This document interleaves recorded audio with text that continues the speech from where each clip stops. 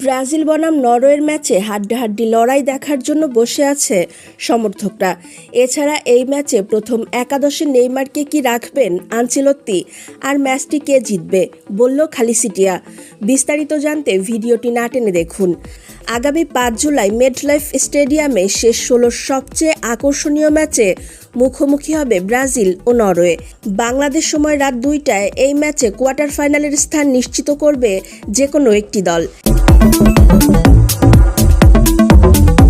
এবং টুর্নামেন্টের দুটি সবচেয়ে ভয়ঙ্কর আক্রমণ ভাগ একে অপরের বিরুদ্ধে লড়তে যাচ্ছে।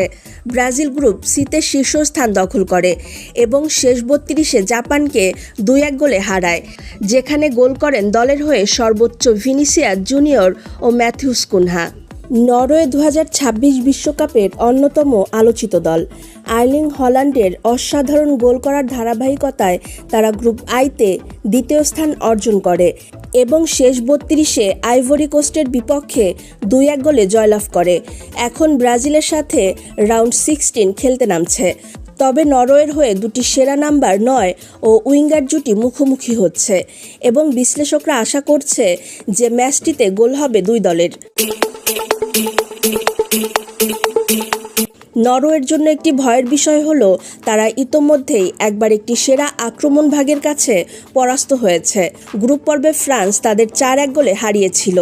ব্রাজিলও একই রকম হুমকি এবং অ্যালিসনের মতো একজন খেলোয়াড়ও এখন পর্যন্ত দুর্দান্ত ব্রাজিলের রক্ষণভাগে থাকায় তাদের ভারসাম্য তুলনামূলকভাবে ভালো।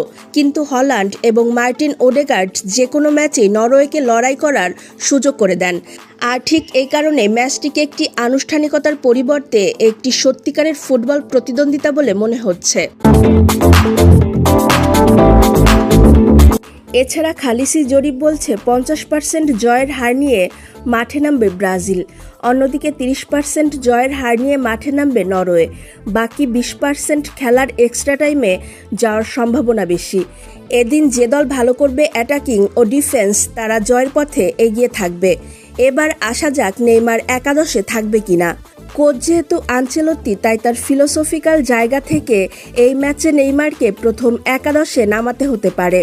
স্টার্টিং শুরু করবে ভিনিসিয়াস জুনিয়র, কুনহা, রায়ান, আর তাদেরকে বল বানিয়ে দেওয়ার কাজটাই করবেন নেইমার।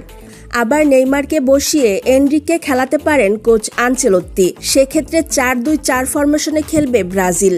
দর্শক, আপনার কাছে কি মনে হয়, ব্রাজিল জিতবে নাকি নরওয়ে? জানাতে পারেন আমাদের কমেন্ট বক্সে।